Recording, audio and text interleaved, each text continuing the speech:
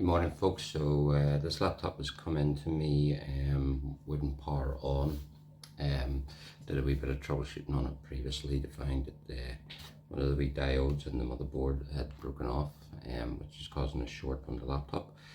So we've got the new motherboard today, and what we're going to do then is we're going to replace the motherboard in this laptop and then give it a test.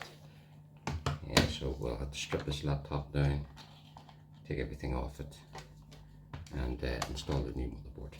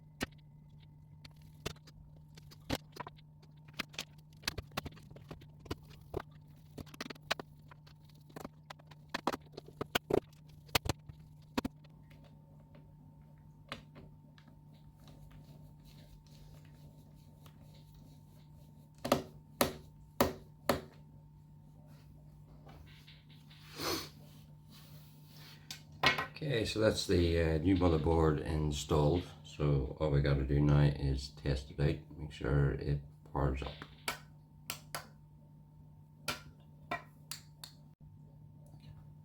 So now just to test the laptop out, just to make sure that it switches on after the motherboard replacement.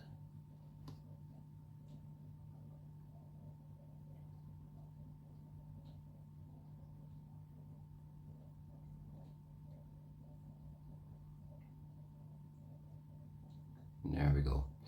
Now obviously it's going to ask for a big lock or recovery key because we changed the motherboard out, which is perfectly normal. So what I'll do is return this back to the customer and ask him to reach out to his internal IT team and to get that bit recovery key. And once that's entered in, the operating system should then boot in perfectly fine. So that is your motherboard replacement for a Dell Latitude 3520 due to a faulty motherboard. Diode broken on the motherboard, previous motherboard, which is causing a short. Thank you now.